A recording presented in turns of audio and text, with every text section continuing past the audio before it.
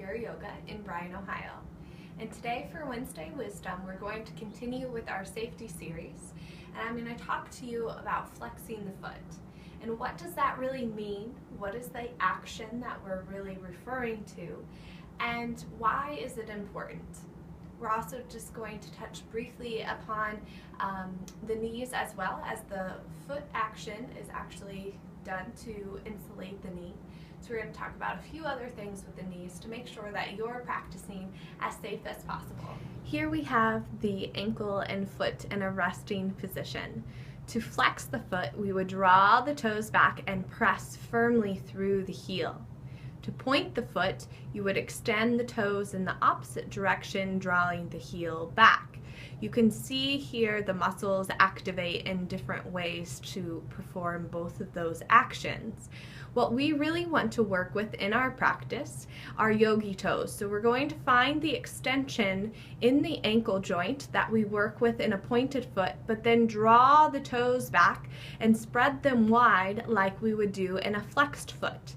So this really engages lots of different muscles, insulating the knee and keeping it protected.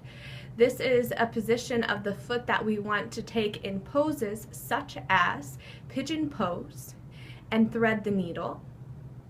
That's because we're working with an outer rotation of the thigh from the hip joint in those positions, and we want to make sure that we're not torquing the knee. The knee is a hinge joint and should only go forward and back and not be twisted. While in class, you might hear us instruct flexing the foot.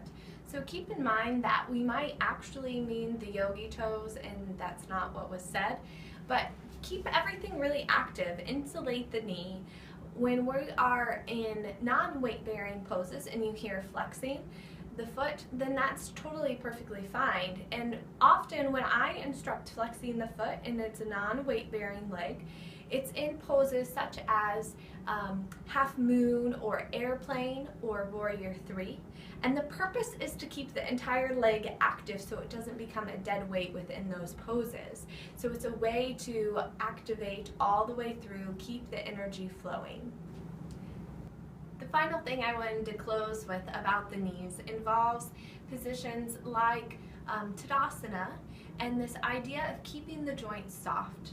So we talk about this a lot throughout our practice. We're not in the habit of locking out our joints at all. That's really harsh on the joints, and you can then overstretch in not very good ways. So in a pose like Tadasana, we want to make sure we have soft buoyancy within the knees still. It's an activation of the quadriceps lifting up, and in that the kneecap begins to lift, and then the leg is more insulated and strong with the joint stacked without locking out. So a locking out would be a pressing through the back of the knee, and some people are really hyperextended and it can really bow the leg.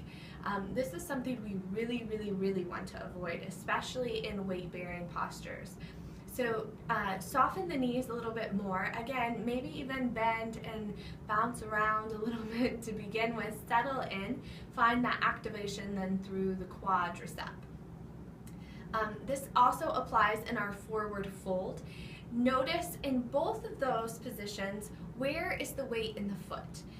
Most likely, if you're shifting your weight back into your heels, you're pressing back into the backside of the knee, which is going to overstretch it and not something we want to do. So keep your weight really centered from the front and back of the foot as well as side to side, and this will help protect the knee. If you have any questions, please stop me before or after class or catch another teacher at the studio. We're happy to help you, and we want to make sure that you're practicing safely. Hope to see you soon on your mat. Namaste.